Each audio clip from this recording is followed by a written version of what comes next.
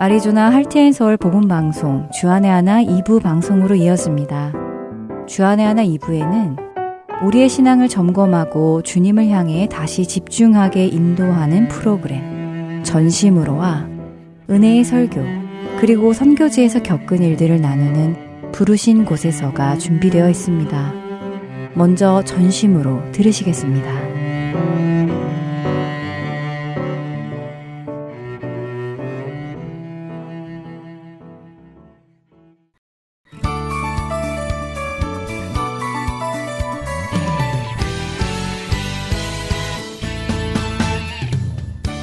애청자 여러분 안녕하세요. 하나님을 향한 우리의 신앙을 점검해보고 주님을 향한 열정을 회복하기 원하는 프로그램 전심으로 진행의 민경은입니다.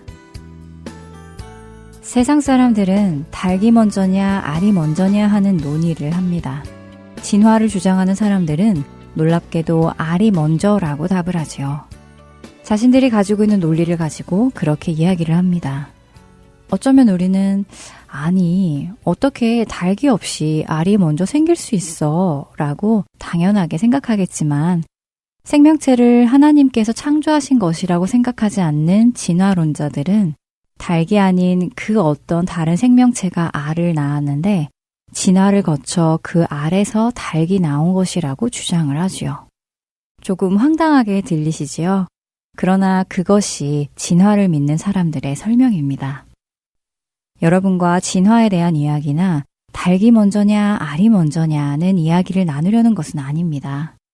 어떤 일이 발생하기 위해 어떤 것이 먼저 일어나야 하느냐 하는 문제를 두고 우리가 곧잘 하는 질문이 바로 닭이 먼저냐 알이 먼저냐 하는 질문이기에 오늘 시작을 이 말씀으로 시작한 것뿐입니다. 우리가 삶 속에서 예수 그리스도를 증거하기 위해서는 성령님이 먼저 우리 안에 임하셔야 할까요? 아니면 우리가 전도를 하다 보면 성령님께서 임하실까요? 너무도 당연하게 성령님이 우리 안에 먼저 오셔야 하지요. 그렇지 않고는 우리는 아무것도 할 수 없습니다.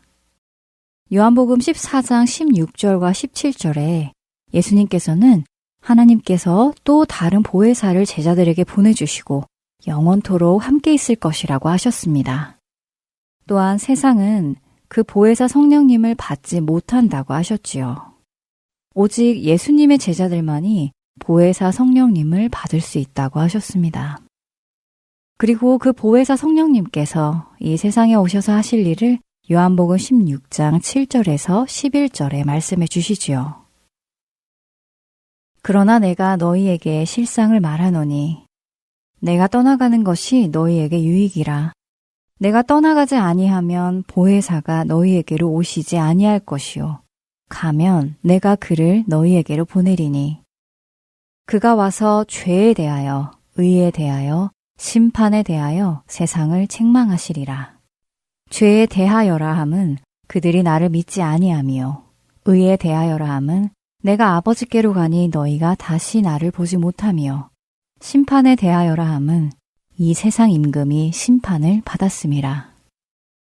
이제 십자가를 지시고 죽으실 예수님은 제자들을 향해 예수님이 떠나가셔야만 하는 이유를 설명해 주십니다. 그리고 예수님께서 떠나가시는 것이 제자들에게 유익하다고 하시죠. 예수님이 떠나가시는 것이 왜 제자들에게 유익할까요? 그렇습니다. 예수님께서 떠나가셔야만 보혜사 성령님께서 오시기 때문입니다.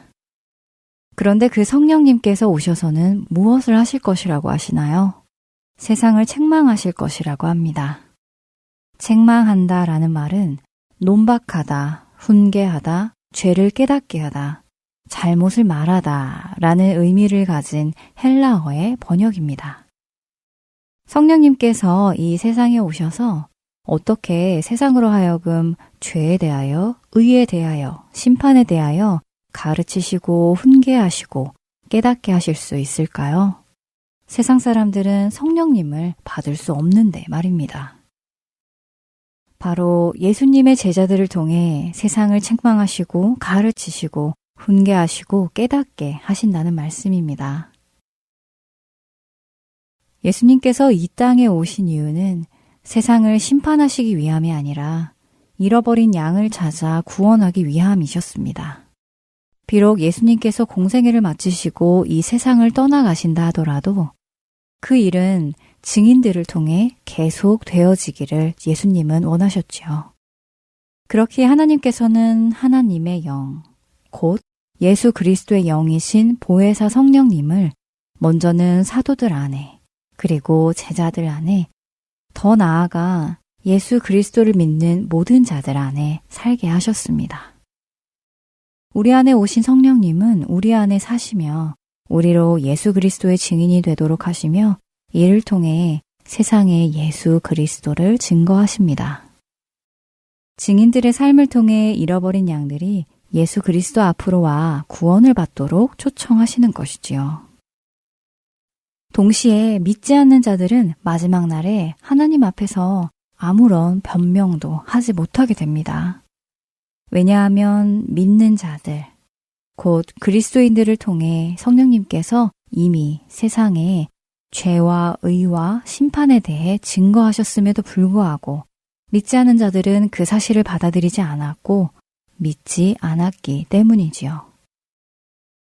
우리 안에 살아계신 성령님은 우리로 의로운 삶을 살게 하시며 이를 통해 다른 이들이 복음을 듣고 보게 하시고 죄와 사망의 영향력에서 자유할 수 있음을 증거하십니다. 예수님을 믿는 모든 자들에게는 성령님께서 그 안에 내주하심을 약속하셨습니다. 믿는 우리 모두 안에 약속하신 보혜사 성령님께서 살아계시는 것입니다. 다시 처음의 질문으로 돌아가서 생각해 보기 원합니다. 우리가 삶 속에서 예수님을 전하기 위해서는 성령님이 먼저 우리 안에 임하셔야 합니까? 아니면 전도를 하다 보면 성령님께서 임하시는 것입니까? 당연히 성령님이 먼저 우리 안에 임하셔야 합니다. 사도들에게 그러셨던 것처럼 수많은 그리스도인들에게 그러셨던 것처럼 말입니다. 그렇다면 우리는 어떻습니까? 여러분은 삶 속에서 예수 그리스도를 증언하며 살아가십니까? 여러분의 삶을 통해 세상이 죄에 대하여, 의에 대하여, 심판에 대하여 깨달아가고 있습니까? 여러분의 삶을 통해 잃어버린 양들이 우리의 목자 되시는 예수 그리스도께로 나아오고 있습니까? 아휴, 나는 부끄러워서 전도를 못해. 나는 아는 것이 없어서 예수님을 증언할 수 없는데 저는 말재주가 없어서 못합니다. 라는 말은 우리 안에 살아계시는 성령님의 능력을 깨닫지 못하는 변명입니다. 당연히 우리 자신은 못합니다. 그러나 우리 안에 살아계시는 성령님은 그 일을 하시지요. 2000년 전에 우물쭈물하던 예수님의 제자들, 자신의 목숨을 지키려고 예수님을 버리고 도망갔던 그 제자들에게 임하셔서 그들로 예수님을 증언하고 예수님을 위해 죽음까지 두려워하지 않는 사람들로 만드신 성령님께서 그 일을 하십니다. 동일하신 그 성령 하나님을 믿고 의지하며 다른 사람들과 예수 그리스도의 복음을 나누는 우리가 되기를 바랍니다. 우리가 다른 사람들과 복음을 나눌 때에 우리의 영혼에는 열정이 생겨나기 시작하고 기쁨이 생겨나기 시작합니다. 주님을 향한 열정이 생겨나며 큰 기쁨 안에서 우리는 성령님의 도구가 되어 하나님을 사랑하고 이웃을 사랑하는 사람으로 변해갈 것입니다. 성령님은 이미 우리 안에 계십니다. 그분을 의지하고 예수님을 담대히 선포하는 우리가 되기를 바랍니다. 전심으로 오늘 여기에서 마칩니다. 저는 다음 시간에 뵙겠습니다. 안녕히 계세요.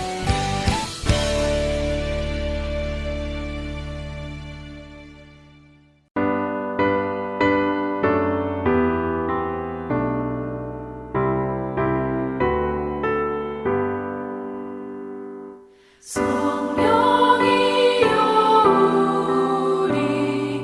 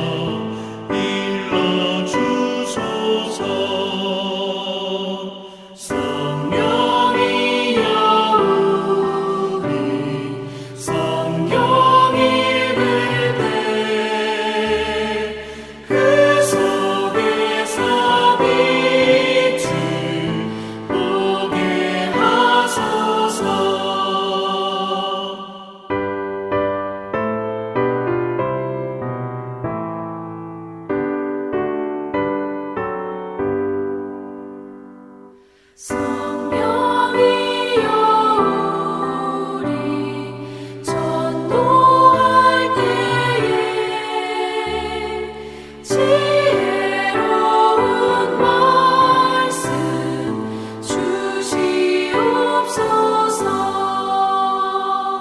성령이여 우리 겸손해져서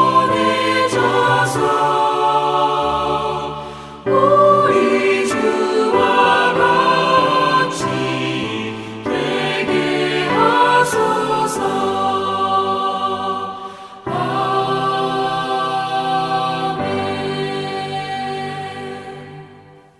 설교 말씀으로 이어드립니다. 오늘은 서울 세문안교회 이상학 목사님께서 사무엘상 16장 14절부터 23절의 본문으로 왕을 섬기는 왕이라는 제목의 말씀 전해주십니다. 은혜의 시간 되시길 바랍니다.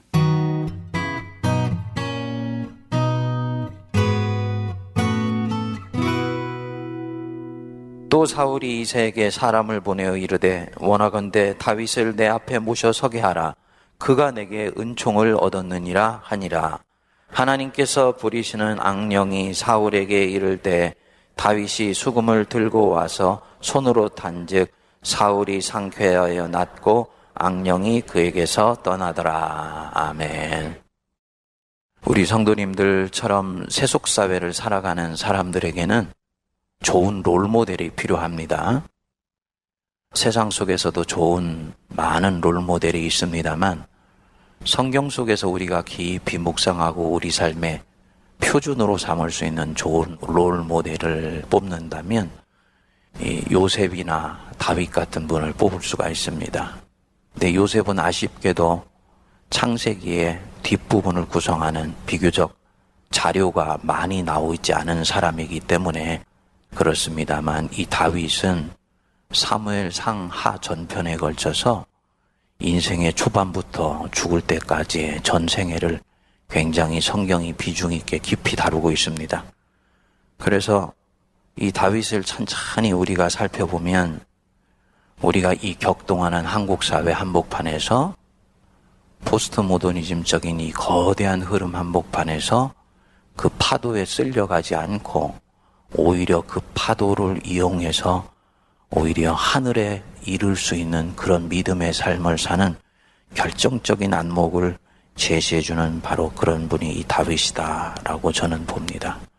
우리 성도님들이 함께 이 다윗을 묵상하면서 이 골리앗 같은 세상 한복판에서 믿음으로 승리하며 하나님의 나라를 내 인생을 통해서 더욱 앞당기게 되는 보배 같은 믿음을 얻을 수 있게 되기를 축복합니다.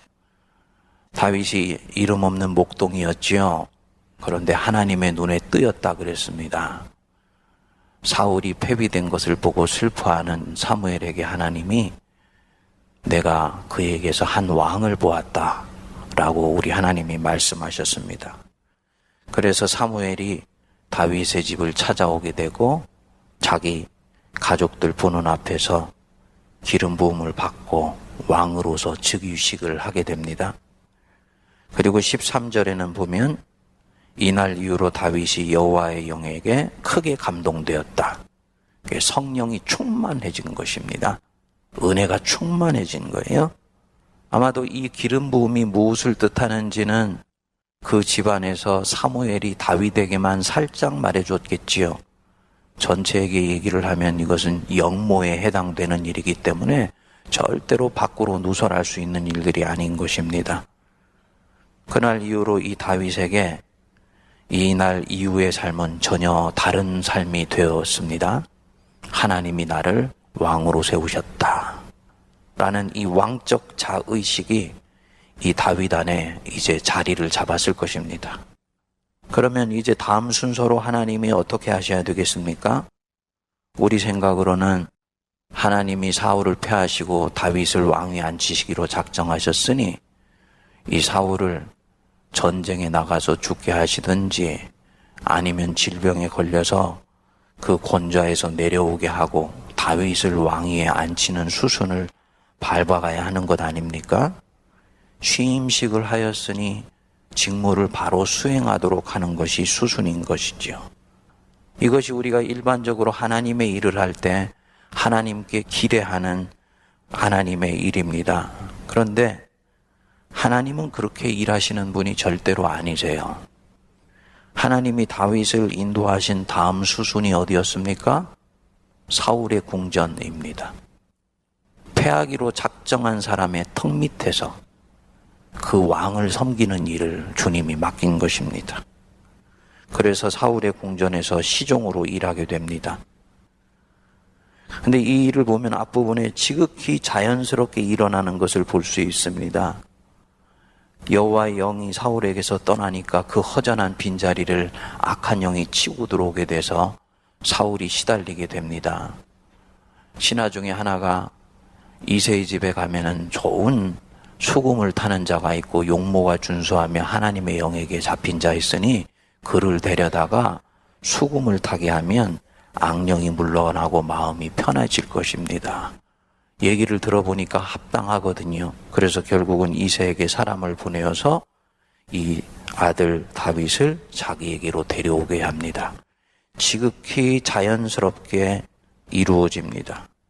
마치 왕의 즉위식을 한 다윗에게도 폐위된 사울에게 있어서도 표면적으로는 전혀 아무 일도 없는 것처럼 자연스럽게 이 일이 전개되게 됩니다.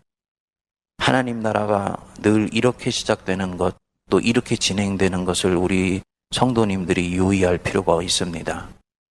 적어도 그 일이 영적인 일이고 하나님에 관련된 일이고 하나님의 일이 이루어지는 일이면 절대로 초반부터 화려하게 번쩍번쩍하게 금방 무엇인가 무슨 엄청난 일들이 일어날 것처럼 시작되지 않는다는 것입니다. 한 사람의 내면 속에서 살짝 시작됩니다. 농부가 그 밭에 그것을 심었는지 안 심었는지 알 수도 없게 시작이 됩니다. 다윗이라는 이름 없는 목동의 가슴 속에 씨앗 하나가 심겨졌다는 것을 누가 알았겠습니까? 관건은 그 씨앗이지 그 씨앗을 심겨진 그 다음 날부터 이 사람에게 일어나는 결정적인 삶의 환경의 변화가 아닌 것입니다.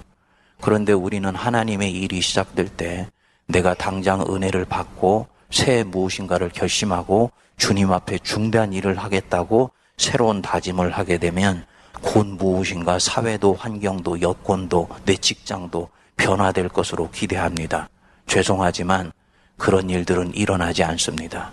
하나님과 관련된 결심을 했었을수록 그런 일들은 일어나지를 않습니다. 그러니까 이 기도의 자리라는 것이 그래서 더욱더 중요한 것입니다. 저와 여러분들이 기도를 하면서 주님 앞에 작은 새로운 결심을 하는 그 자체가 하나님의 일을 이루는 결정적인 관건이라는 것을 꼭 기억하실 수 있게 되기를 바랍니다. 내가 주님 앞에 한번 이런 부분들을 한번 시도해 봐야 되겠다 라고 생각하면서 자기의 마음밭에 살짝 갖다 심은 씨앗 한 알이 관건이지 그것이 무엇인가 당장 심겨졌으니까 환경이 내가 좋은 곳으로 변화될 것이다 라고 기대하는 것으로는 하나님의 나라의 일을 이룰 수가 없습니다.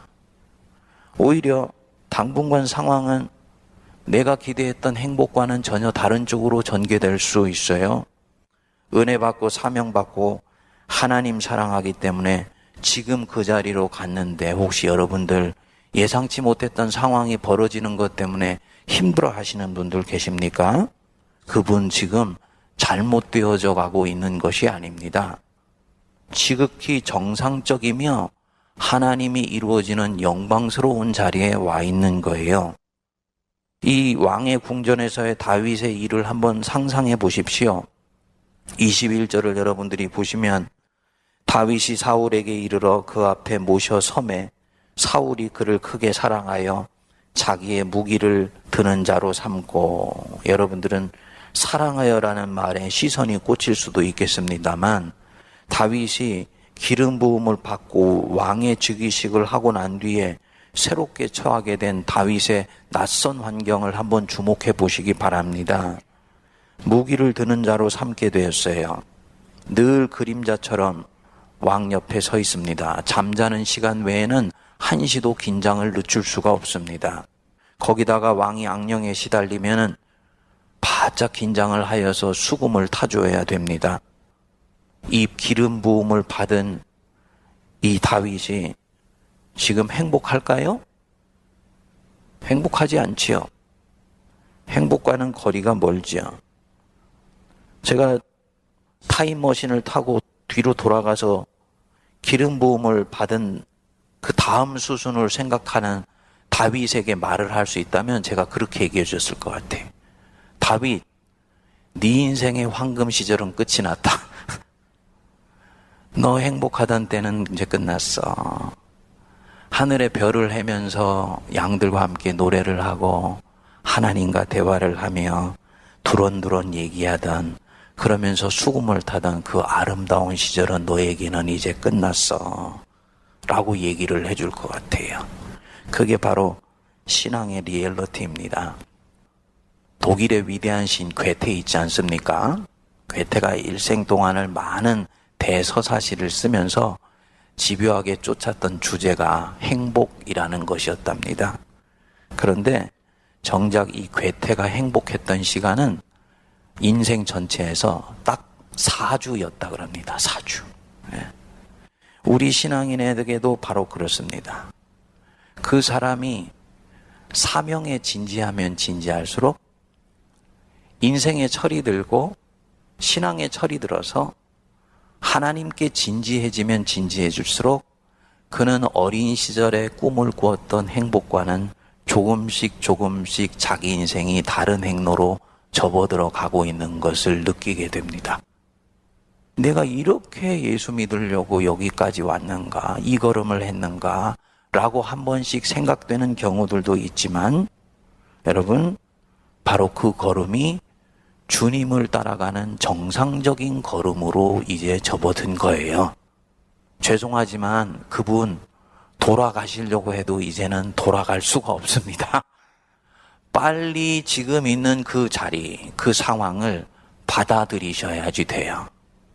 저는 이런 면에서 오늘날 살고 있는 이 현대인들에게 다양한 매체나 사람들, 심리요법을 추구하는 사람들이 어떻게든지 행복한 삶을 살 수 있도록 무엇인가를 자꾸 집어넣으려고 하는 것은 인간이 처하고 있는 이 현실, 리얼리티와 이들의 삶의 삶 사이에 점점 괴리감을 가져다 주는 안 좋은 형태의 그런 요법이라고 생각을 합니다.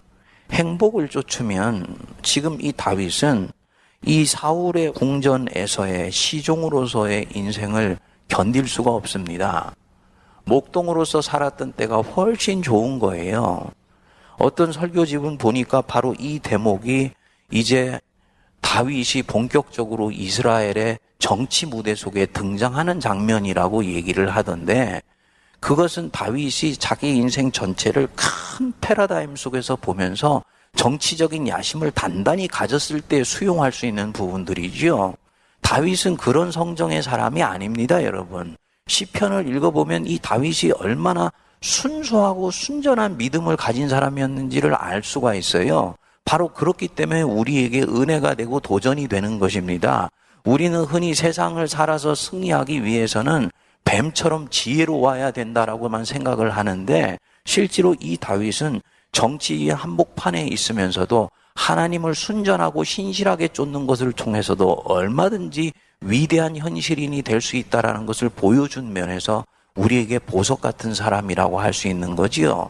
주의 장막에서의 한 날이 악인의 궁전에서의 첫날보다 낫다고, 소위 궁전과 장막을 비교하는 가운데서 기꺼이 하나님과 함께 있는 그 장막, 초라한 장막을 자기 인생 속에서 선택할 수 있다고 생각했던 바로 그 사람이 하나님의 위대한 일들을 해낸다. 무엇을 얘기를 하는 것이냐?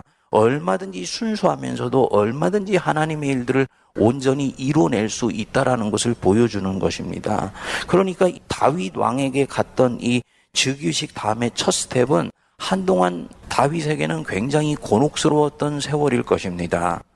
자기 스스로가 행복을 쫓는 삶을 생각하고 옛날에 그 꿈꾸던 아름다운 시절들을 연상하면서 이 시절을 보냈다면 다윗은 절대로 견딜 수 없습니다. 이 세월을 이길 수 없는 것들은 말할 것도 없지요. 그런데 어떻게 합니까? 이 다윗을 보시면 이 왕궁에서 내적으로는 왕인데 현실에서는 시종으로서 삶을 신실하게 살아갑니다. 그리고 그 일을 넉넉하게 감당해 나갑니다. 무엇을 뜻하겠습니까? 무슨 일을 하느냐가 중요한 것이 아니고 그리스도인에게서는 어떤 마음과 자세로 하느냐가 훨씬 중요한 것입니다. 내가 그 사람 속에서 왕을 보았느니라. 주님은 여전히요, 이 다윗에게서도 그것을 보기를 원하시는 것입니다. 손에 아무것도 쥐고 있지 않을 때, 그야말로 명예의 유혹이 없을 때 순전하게 하나님을 섬겼던 그 왕적 자질이 자기 자신이 어느 처지에 처해 있던지 간에 하나님 앞에 한결된 마음으로 그 일을 할 수 있느냐 없느냐가 결정적으로 중요했던 것입니다. 그리고 다윗은 지금 이 순간의 의미를 일정 정도는 알아차리고 있습니다. 하나님이 나를 지금 이 자리에 갖다 놓으셨다. 여기에서 나에게 왕의 수업을 하고 계신다. 그렇기 때문에 이 다윗에게는 작은 것이 하나도 없습니다. 여러분, 우리는 어떻게 합니까? 큰 것에 매달리고 작은 것은 사소하게 넘어갑니다. 성도들이 교회 일 열심히 하시는 것과 직장 생활에서 열심히 세상에서 일을 감당하는 것 사이에 세상에서 일을 감당하는 경우들을 소홀히 여기는 경우들이 있습니다. 그것은 절대로 하나님이 개신교인들에게 부어준 바른 직업 소명론은 아니에요. 그래서 직장에서 일을 하다 보면 내가 정말 저 사람하고는 정말 힘들고 피곤해서 좀 상말로 하면 더러워서 일 못하겠다. 예? 이렇게 얘기하는 경우들이 우리가 얼마나 많이 있습니까? 그런데 이 다윗의 경우를 보면 일을 못하는 것은 그들 때문이 아니고 자신이 지금 이 자리에 기름 부음을 받아서 있다는 것을 나도 모르게 망각하고 있기 때문입니다. 목사가 교회로 파송을 받는 것과 마찬가지로 성도님들은 세상 한복판으로 주일날 예배를 드리며 축도를 할 때 파송을 받습니다. 제가 기름 부음을 받은 것과 마찬가지로 성도님들 한 분 한 분도 그리스도의 사람들로 기름 부음 받을 줄 믿으시기 바랍니다. 제가 왕적인 제사장직을 가지고 있는 것과 마찬가지로 성도님들도 왕 같은 제사장들이세요. 그러면 성도 한 사람 한 사람은 왕으로서 지금 있는 그 삶의 자리로 기름 부음 받아 간 것입니다. 그런데 자신이 기름 부음 받아서 그 자리에 있다는 것을 망각하고 고난 때문에 오히려 그것이 잊혀져 있는 것입니다. 빨리 중심을 잡아야 되는 것입니다. 다윗에게는 이런 면에서는 누구와 일을 하느냐 중요한 것이 아닙니다. 내 삶에 있는 동료, 상사, 부하, 우리 교회에서 함께 일하는 사람들, 그 누군가와 일하는 것은 다윗에게는 중요하지 않습니다. 내가 지금 누구를 예배하는 삶을 살고 있느냐, 이것이 결정적으로 중요합니다. 다윗은 시종이에요. 사울 왕을 섬기는 시종입니다. 그러나 내면의 정체성은 시종이 아니고 종이 아니고 왕입니다.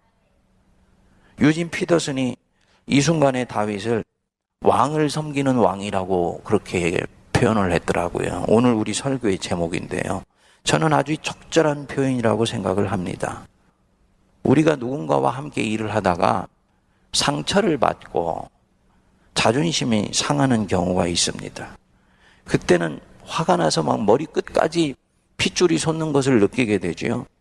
그런데 찬찬히 생각해 보면 외부에서의 환경이 어떻게 나를 아프게 하고 힘든게 할지라도 그것에 직접 영향을 받느냐 받지 않느냐는 내가 결정할 수 있는 일이더라는 것입니다. 그런데 우리는 선선히 그 외부에서의 그 상처가 나에게 타격을 주도록 그냥 허락하는 거예요. 이 상처가 하나님을 예배하는 삶을 살려고 하는 내 중심에 타격을 가도록 놔두는 것입니다. 그러나 그때 이 상처가 나에게 타격을 주려고 할 때 여건이나 환경이 나를 어렵게 할 수는 있지만 내가 가지고 있는 하나님을 예배하는 사람으로서 가지고 있는 마음의 중심은 절대로 흔들 수 없다라고 다시 한번 심호흡을 굳게 하고 내 중심을 하나님께 세우면 그 어려운 시간들을 넘어갈 수가 있게 됩니다. 처음에는 이런 부분들에 대해서 우리가 인식하지 못하고 속도 상하고 화도 나고 실족하기도 하고 시험에 빠지기도 합니다. 그런데 시간이 지나서 찬찬히 돌아가게 되면 하나님을 예배하는 내 마음의 중심이 결국은 그 고난 때문에 깨져 있어서 지금 내가 이것에 의해 타격을 받고 있다는 것을 알게 되는 것이죠. 다윗은 이 부분에서 분명했던 것입니다.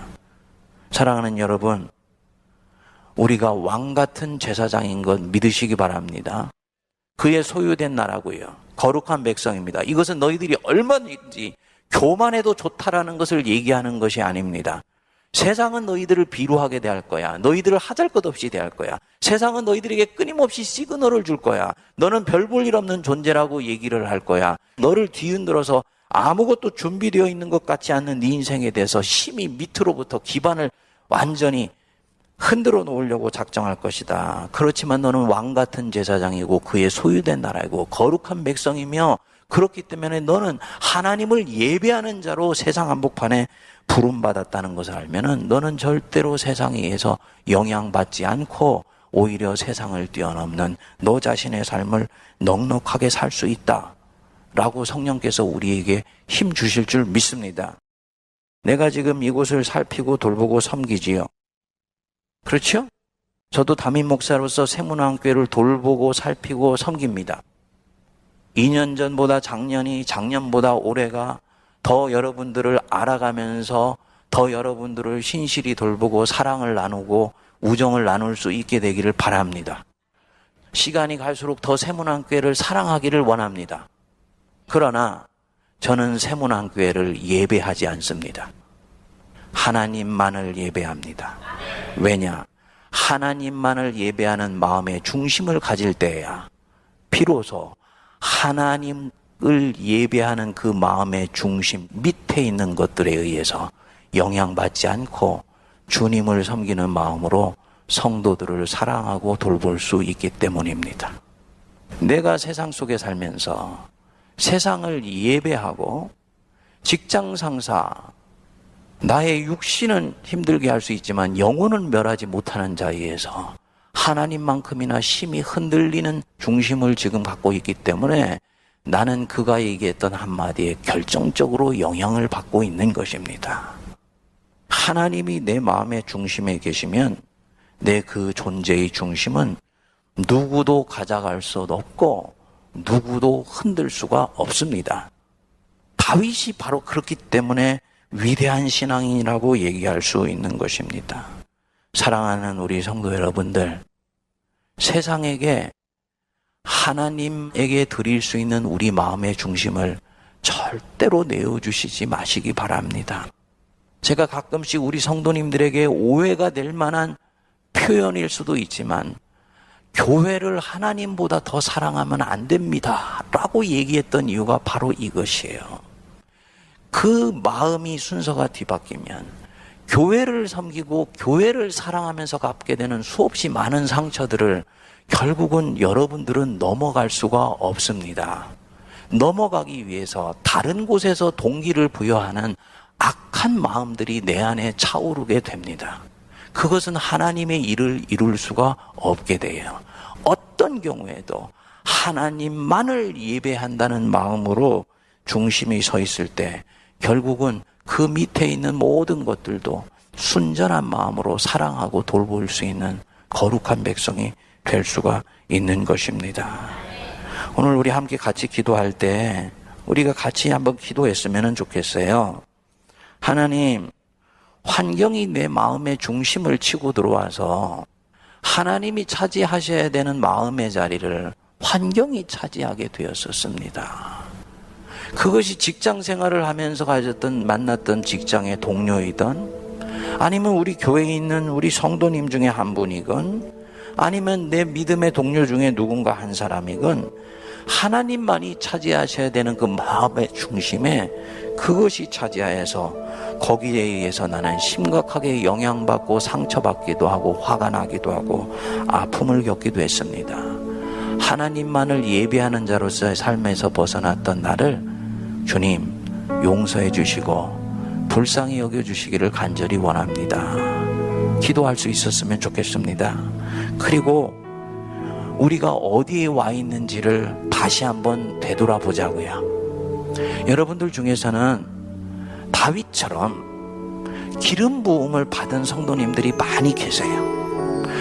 그리고 한 번 살고 가는 인생, 이제는 정말 내가 은혜 충만, 성령 충만하여서 하나님의 뜻을 이루는 삶을 살아가기를 원한다는 마음으로 이 저녁에 이 자리에 와 있는 분들이 많이 계십니다. 근데 그분이 있는 그 삶의 자리는요, 사울의 궁전입니다. 그 사울의 궁전에 가 있는다, 다윗이 받아들였듯이 받아들일 수 있기를 원합니다. 그리고 이곳에서 하나님의 무엇인가 내 인생 속에 하시고 있는 일이 있는 것을 믿으시기 바랍니다.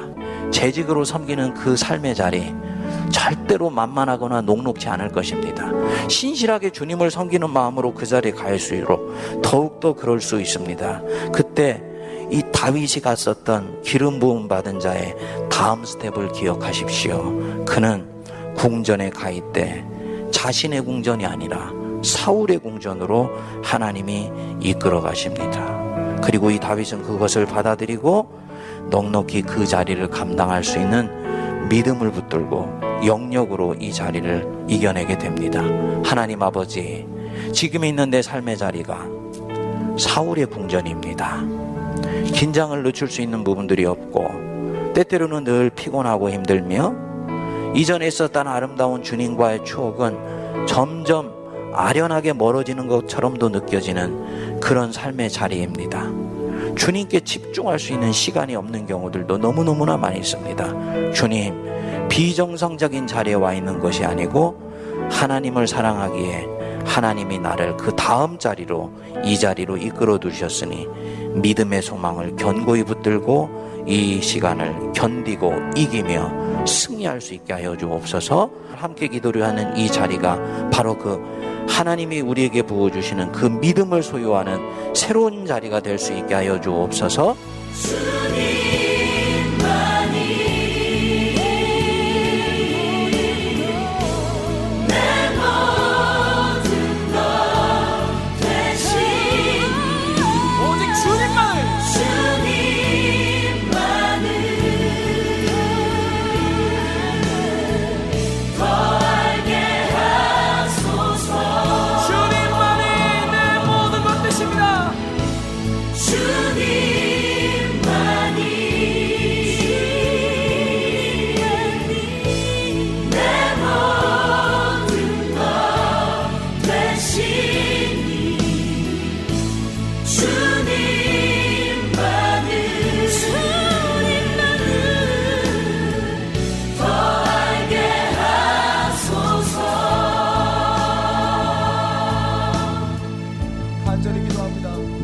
오직 주의 곁으로 나를 이끄시옵소서. 주님 곁으로 날 이끄소서. 내 모든 것 다 드리며 주 음성 듣기 원하네. 나의 참 소망, 나의 참 소망, 그 무엇과도 바꿀 수 없는, 그 무엇과도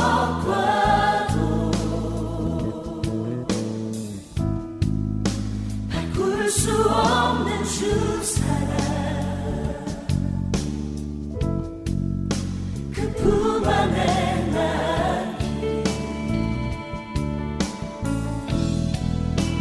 주님의 길로 인도하소서.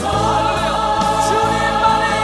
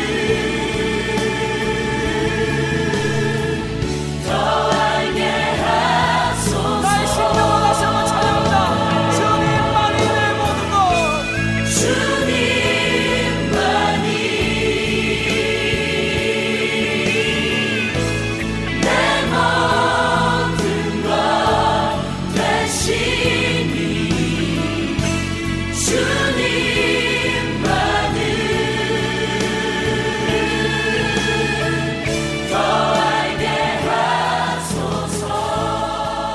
오직 주님만이 나의 모든 것 되시기를 위하여 기도합니다. 주여 나의 모든 것이 되어 주시옵소서. 내가 모든 것을 버리며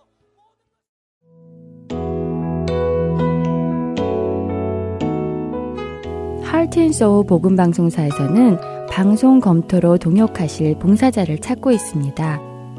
방송 검토 봉사는 인터넷이 있는 곳이면 어디에서든 참여하실 수 있으시며 금요일부터 화요일 중에 가능한 시간에 해주시면 됩니다.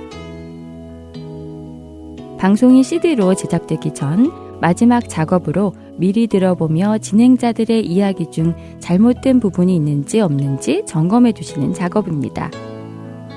방송 검토 봉사에 참여하고 싶으신 분들은 연락 주시기 바랍니다. 사무실 전화번호 602-866-8999입니다.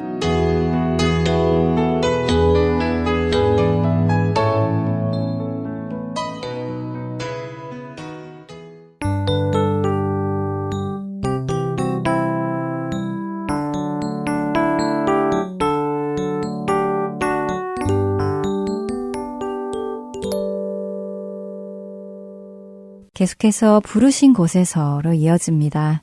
오늘은 인도네시아에서 선교하시는 유소라 선교사님의 마지막 이야기입니다.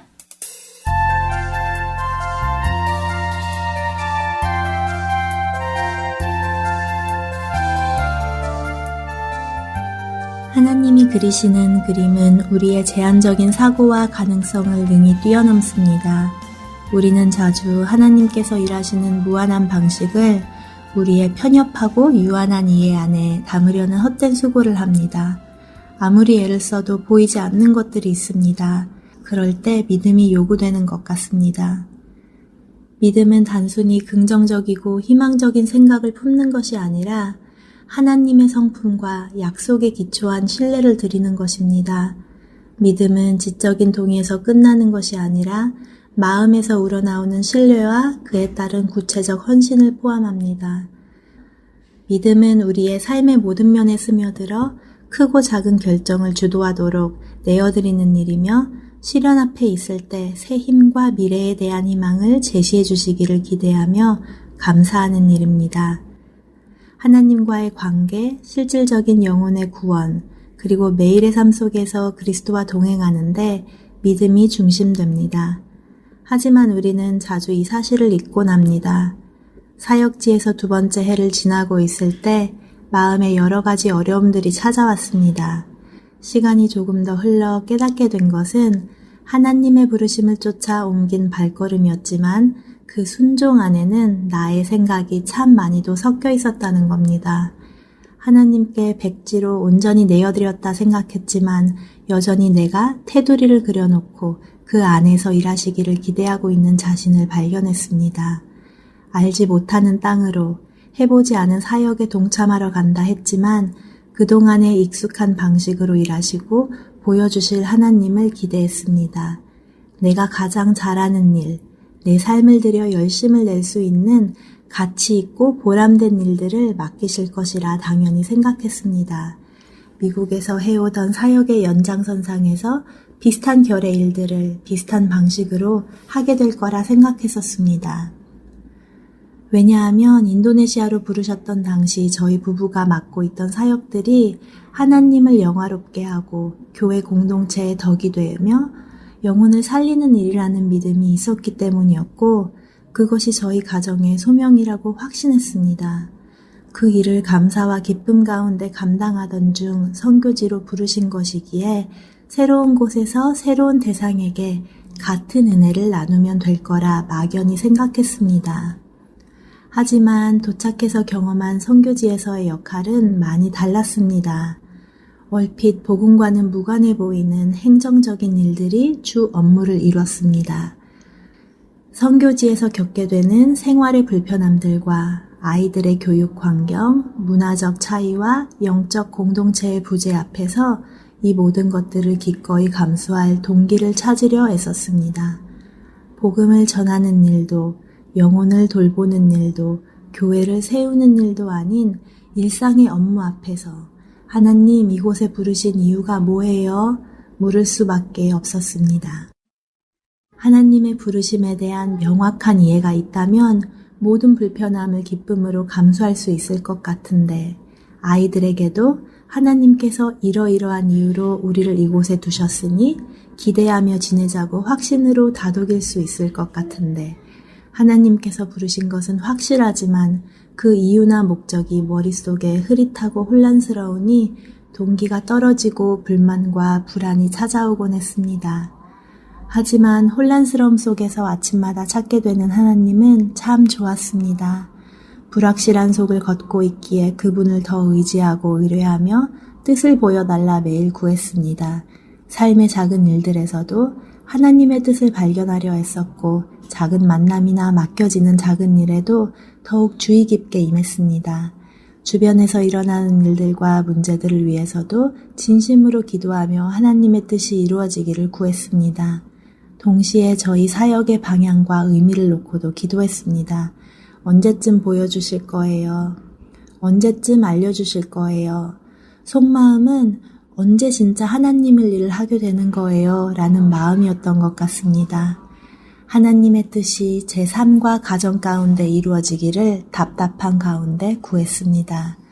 그러던 중 성령님께서 어디에서 무슨 일을 하는지 중요하지 않다는 것을 깨닫게 해주셨습니다. 사람들에게 어떻게 불리고 어떤 역할을 수행하는지 중요하지 않고 공식적인 자리에서 복음을 전하고 진리를 선포하는 기회가 주어지지 않더라도 이전과 같은 마음, 같은 자세로 살아내면 그것이 선교인 것을 알려주셨습니다. 현지인이건 동역자건 크리스천이건 믿지 않는 자건 구분 없이 만나는 사람들을 주님의 이름으로 축복하고 그들의 어려움을 귀 기울여 들어주고 마음으로 공감하고 위로해주고 돕고 나누고 위에서 기도해주는 일이 진행되어 가거나 막히는 일 앞에서 하나님의 뜻을 분별하고 그분의 성품을 날마다 묵상하며 사역을 그분께 영광되게 하는 일, 개인적인 삶의 문제들을 하나님께 올려드리고 믿음으로 먼저 감사하고 기대하는 일, 이게 하나님께서 저희 가정에 맡기신 일이라는 것을 알게 해주셨습니다. 참 놀라웠습니다. 하나님의 일하시고 인도하시는 방식은 장소도 직위도 역할도 방법도 뛰어넘는 정말로 신비로운 것이었습니다. 환경이나 외부적인 요소들에 묶이거나 재앙당하지 않는 무한한 일들을 해낼 수 있는 신기한 방식이었습니다. 나보다 더 많이 배운 사람에게 하늘의 지혜를 나누어 줄 수도 있고 더 많이 가진 자에게 베풀 수도 있고 더 여유 있는 자를 섬길 수 있고 위로할 수 있고 세상적으로 더 행복해 보이는 이들을 축복할 수 있는 약한 자를 들어쓰시는 하나님 방법이 너무나도 놀랍고 신기해 마음이 어린아이처럼 흥분되고 신났습니다. 날마다 새 지경을 넓히시는 하나님의 다루심과 인도하심이 참 감사합니다. 매번 두려움과 망설임으로 온전한 믿음을 내어드리지 못하는 나를 사랑과 인내로 젠틀하게 이끌어주시며 친히 하나하나 가르쳐주시는 하나님의 방법이 참 감사합니다. 이렇게 먼 땅에서 저는 아버지 하나님을 더욱 알아가고 그분을 누리며 살아갑니다.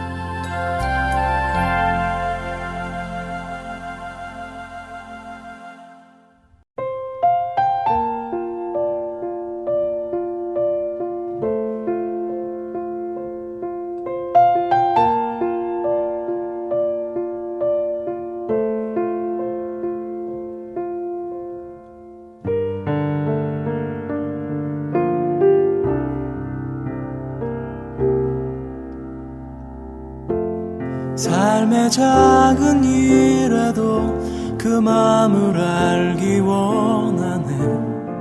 그 길, 그 좁은 길로 가기 원해. 나의 작음을 알고 그분의 크심을 알며 소망, 그 깊은 길로 가기 원하네.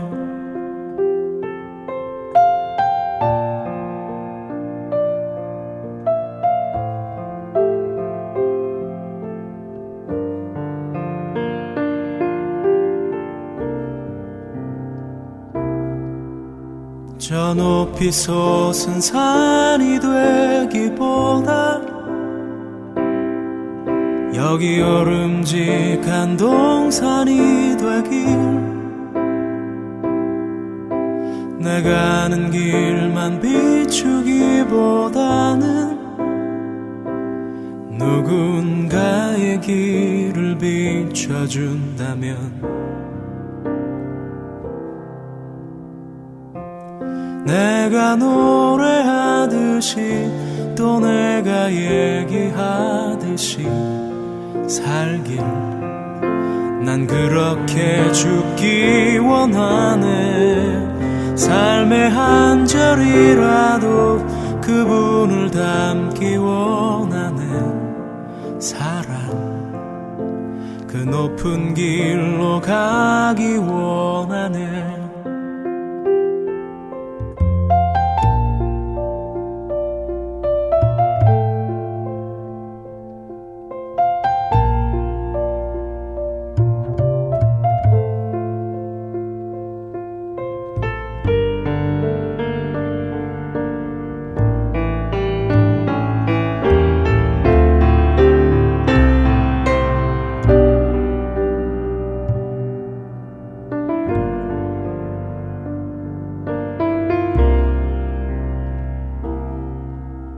저 높이 솟은 산이 되기보다 여기 오름직한 동산이 되길 내가 아는 길만 비추기보다는 누군가의 길을 비춰준다면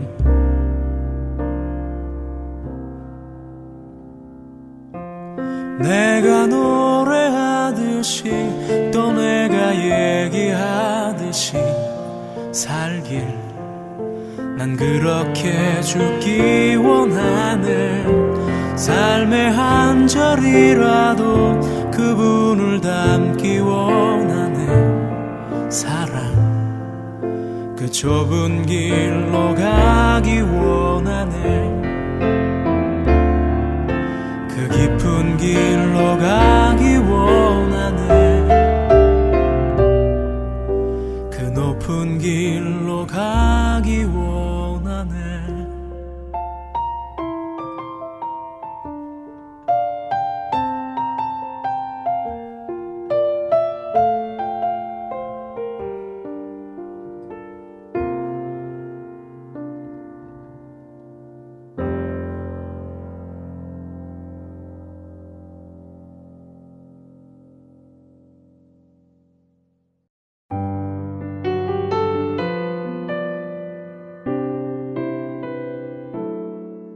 주안의 하나 2부 준비된 순서는 여기까지입니다. 계속해서 주안의 하나 3부로 이어집니다. 주님의 말씀을 더 알아가는 시간 되시길 소망합니다. 안녕히 계세요.